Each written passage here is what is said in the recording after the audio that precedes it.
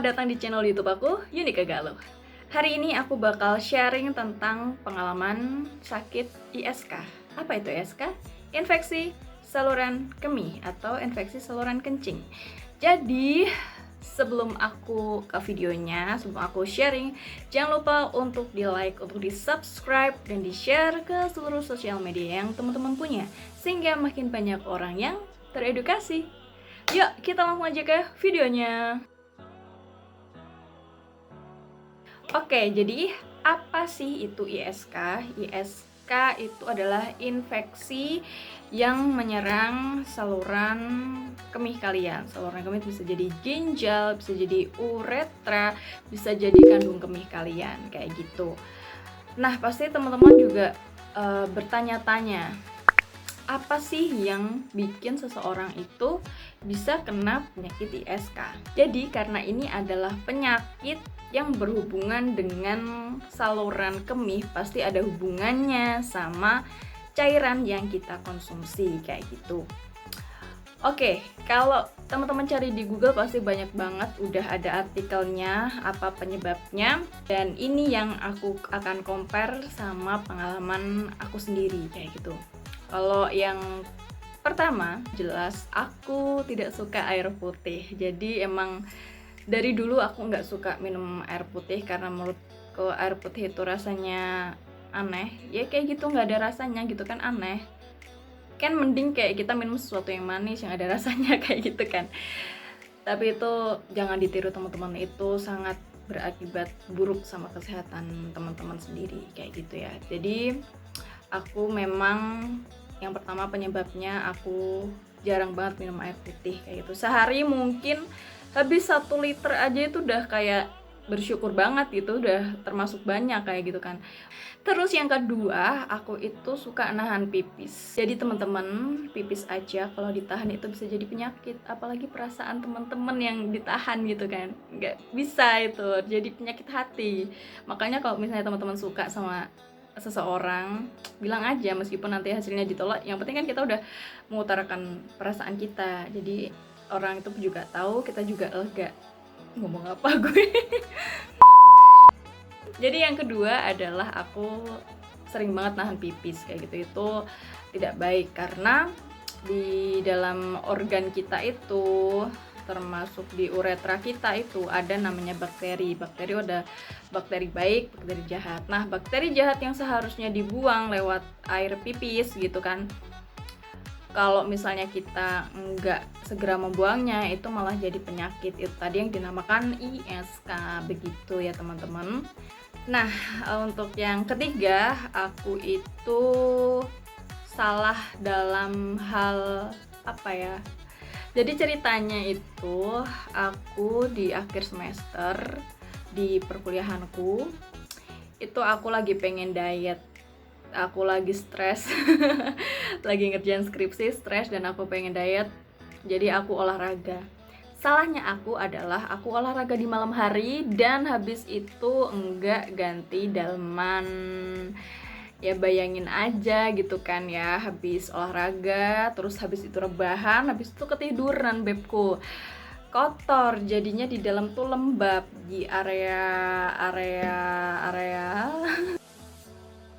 di area bawah itu jadinya lembab, dan itulah yang bisa menimbulkan ISK. Nah, selanjutnya gejala apa sih yang aku rasakan? Jadi pertama itu aku merasa anyang-anyangan. Jadi kalau misalnya teman-teman tahu, anyang-anyangan tuh kayak suatu perasaan kamu tuh pengen pipis, rasanya pengen pipis terus, tapi air pipis yang keluar itu cuma dikit dan itu sakit gitu loh. Rasanya tuh kayak nyeri di bagian pipisnya. Gimana sih gue bilangnya? Nyeri di bagian, mau acara apa namanya, ke acara aku lupa. bukan vagina juga itu namanya, uretra. Nyeri di bagian uretranya ya, jadi pas kita pipis terusnya sakit gitu loh, nyeri. Itu namanya anyang-anyangan. Gejala yang kedua itu biasanya langsung nyeri perut, dan nyeri perutnya ini sakit banget teman-teman. Jadi kalau bisa aku deskripsikan nyerinya itu, kan aku punya penyakit MAH nih ya. Penyakit MAH itu kan, sakitnya tuh nyelekit gitu kan ya. Terus aku juga seorang wanita yang menstruasi kayak gitu. Menstruasi itu sakitnya kayak dicengkerem yang sakit banget kayak gitu kan. Nah, sakitnya ISK ini adalah gabungan antara sakit MAH dan sakit dismenor menstruasi itu kayak sakit banget. Itu kalau aku udah kumat ISK-nya tuh rasanya tuh kayak yang sakit banget sampai yang ringkuk-ringkuk banget tuh. Aduh, pokoknya nggak bisa digambarin gimana sakitnya tuh, sakit banget, nget sampai rasanya nggak kuat kayak gitu. Sakit guys. Nah, setelah nyeri biasanya teman-teman akan merasa demam kayak gitu karena itu respon tubuh terhadap infeksi ya kan.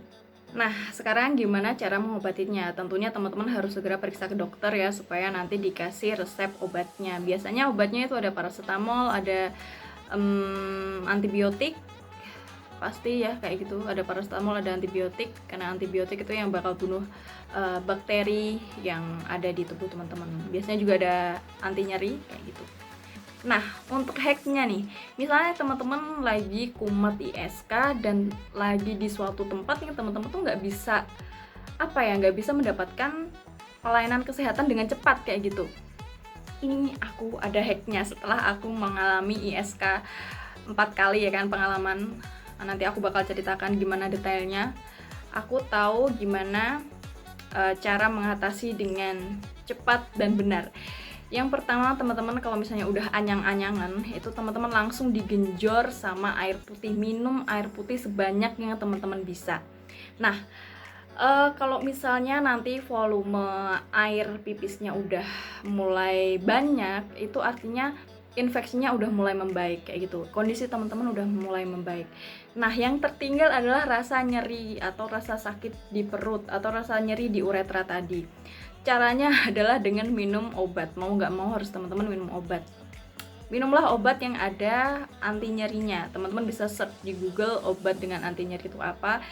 Tapi kalau aku biasanya pakai yang ada ibuprofennya. Itu bisa Bodrek, bisa Prokol, bisa obat-obat warung ya kan, yang pokoknya yang ada ibuprofennya. Itu ada anti nyerinya dan itu kebanyakan juga udah ada paracetamolnya, itu juga bisa menurunkan demam teman-teman. Itu mungkin aku sekali minum obat itu udah bisa membaik kayak gitu sih teman-teman. Dan jangan lupa teman-teman untuk terus minum air putih ya.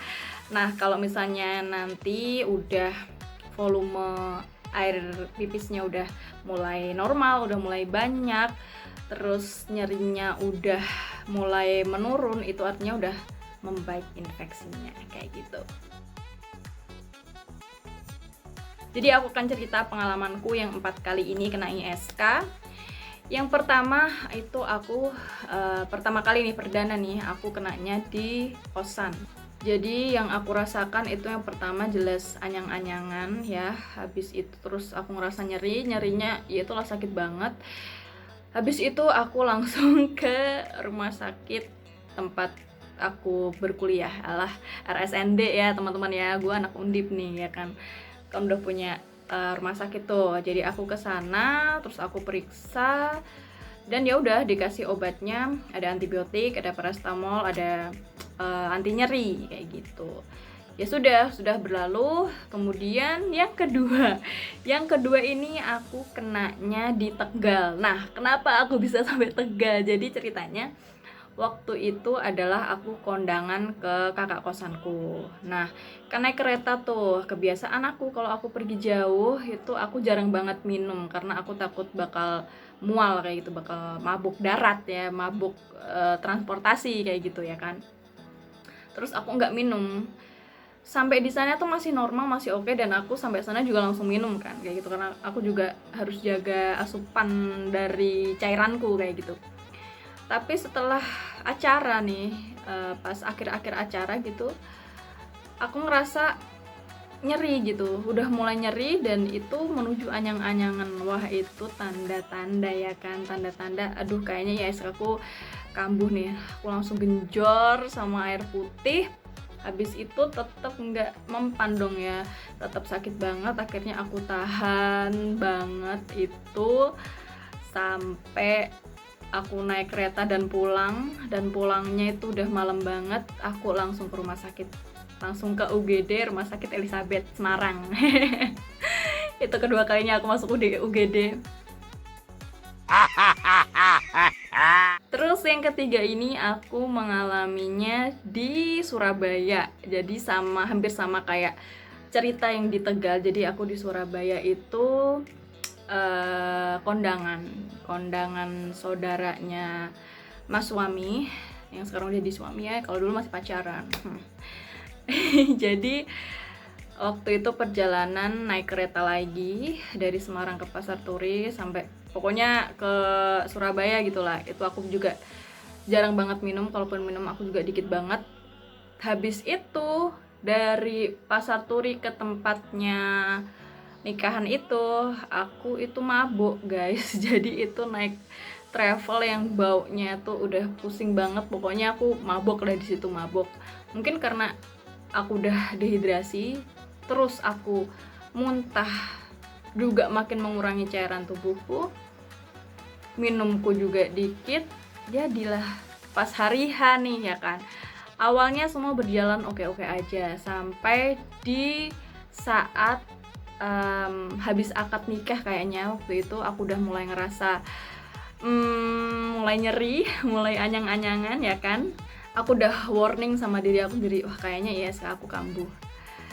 Nah waktu itu ini ya, sayangku cintaku suamiku, maaf kalau waktu itu aku bohong. Sayangku cintaku suamiku, maaf kalau waktu itu aku bohong. Jadi aku waktu itu bohong sama orang-orang di sana. Aku bilangnya aku sakit mens, tapi sebenarnya waktu itu aku lagi sakit ISK, infeksi saluran kemih. Kenapa aku bohong? Karena aku nggak mau bikin panik orang-orang di sana kayak gitu kan, apalagi mereka lagi hektik ada acara kayak gitu kan. Jadi aku ya udahlah, pokoknya yang penting aku istirahat, aku minum yang banyak kayak gitu kan. Dan puji Tuhannya di sana ada saudara yang bidan dan aku dikasih obat macem-macem itu, banyak banget obatnya, aku asal minum aja pokoknya deh. Dan puji Tuhan itu mereda. Mungkin itu juga ada ibuprofennya ya, ada ibuprofen, ada paracetamol dan lain sebagainya. Demamku mereda, terus nyeriku juga udah perlahan hilang, tapi lemas banget sumpah itu ya. Makan juga jadi nggak nafsu, padahal itu ada sate enak banget. Aku suka banget sama sate teman-teman. Sate apa aja ya, pokoknya yang ada smoky-smokinya tuh aku suka banget. Dan waktu itu nggak bisa makan, sedih banget gue. Dan aku juga ngerasa nggak enak gitu kan, maksudnya itu adalah waktu pertama kali aku ketemu sama keluarga besarnya Mas suami, dan aku datang dengan performa yang tidak baik. Itu sebenarnya itu kayak yang kenapa ISK kambuh pada saat yang tidak tepat, saudara-saudara sedih gitu jadinya ya kan. Terus yang kejadian ISK terakhir ini ya, terakhir pas di rumah. Jadi pas aku udah lulus kuliah, habis itu terus aku pulang, pas di rumah pokoknya nggak tahu kenapa, mungkin minumku kurang dehidrasi atau memang aku nggak higienis, mungkin lagi jorok ya, nggak tahu lah. Aku kambuh lagi dan itu emang seperti itulah ya, anyang-anyangan, nyeri, sakit banget. Tapi pas yang keempat ini aku udah pengalaman. Jadi aku langsung genjor sama air putih dan aku minum bodrek. Jadi ya udah kayak gitu kan, bisa tahu apa ya namanya, pengobatan ekspresnya lah gitu ya. Nah dari keempat pengalamanku ini aku bisa menyimpulkan bahwa air putih itu penting banget ya buat teman-teman, entah itu buat tubuh teman-teman untuk melakukan setiap tugasnya kayak gitu kan, melakukan setiap fungsinya dengan baik, atau teman-teman yang lagi pengen diet juga, air putih ini sahabat ya, sahabat untuk teman-teman yang lagi pengen diet karena dia 0 kalori dan dia bisa menunda lapar. Nah selanjutnya yang bisa jadi pelajaran juga buat teman-teman, kalau misalnya pergi keluar makan terus teman-teman pesen minum, pesen air putih aja deh mending ya kan. Sama dokter aku itu harus mengurangi minuman yang berwarna, jadi kayak teh, kopi, sirup itu harus dikurangi. Jadi sejak aku kena ISK itu aku yang dulunya kalau misalnya pergi makan itu harus dan wajib es teh ya kan, es teh manis siapa sih yang nggak suka. Dan sekarang paling ya aku air es. Kalau misalnya pengen yang rasa-rasa ya es jeruk, itu kan nggak terlalu berwarna ya teman-teman. Itu sih amannya. Terus yang selanjutnya adalah menjaga higienitas, apalagi bagian bawah ya, bagian organ intim lah ya. Harus rajin mandi. Mager banget gak sih mandi kalau misalnya liburan teman-teman? Kalau misalnya nggak mandi, ganti aja tuh ya kan, dalemannya diganti sehari minimal 2 kali kayak gitu ya teman-teman. Kalau misalnya basah dalemannya misalnya kena air apa, ganti aja biar tetap kering, biar tidak menjadi infeksi, bakterinya tuh tidak tumbuh dengan ganas kayak gitu ya. Jangan lupa juga kalau misalnya bepergian, sekarang aku selalu menyediakan air minum ya. Jadi kalau misalnya dulu aku airnya itu air putih dan aku minum dikit-dikit, sekarang kalau misalnya adanya cuman air putih ya aku harus minum lah, paling nggak minum lah kayak gitu ya. 600 ml itu sepanjang perjalanan itu udah menurut aku udah oke banget kayak gitu. Kalau bisa yang gede tuh yang berapa 1,8 liter itulah ya, yang 2 liter itulah pokoknya ya dalam satu kali perjalanan. Kalau misalnya aku lagi bener-bener kayak nggak mau banget lah minum yang air putih yang nggak ada rasanya, aku minum yang ada isotoniknya, minum UC 1000 apalah pokoknya yang ada air, ada rasanya kayak gitu. Cuman nggak yang Coca-Cola, nggak yang Fanta kayak itu yang berwarna-warna, nggak yang teh kayak gitu. Oke, tapi aku bukan di endorse ya guys. Oke, sekian dulu pengalaman tentang aku dalam menghadapi infeksi saluran kemih ini. Semoga bermanfaat dan bisa menjadi bahan edukasi buat teman-teman, bisa jadi bahan preventif dan pencegahan buat teman-teman supaya enggak kena ISK. Dan jangan lupa untuk mendukung aku tetap berkarya, untuk berbagi berbagai macam pengalaman hidup, baik yang kesehatan, baik yang pengalaman hidup lainnya, cinta-cintaan dan lain sebagainya, dengan cara di like videonya, di subscribe, dan kalau misalnya udah di subscribe, di ting loncengnya supaya nanti setiap aku menayangkan video akan selalu ada notifikasinya. Dan for your information guys, aku bakal komitmen untuk terus mengeluarkan video di hari Selasa dan Jumat. Jadi stay tune ya. Semoga video ini bermanfaat dan sampai jumpa di video selanjutnya. Dadah!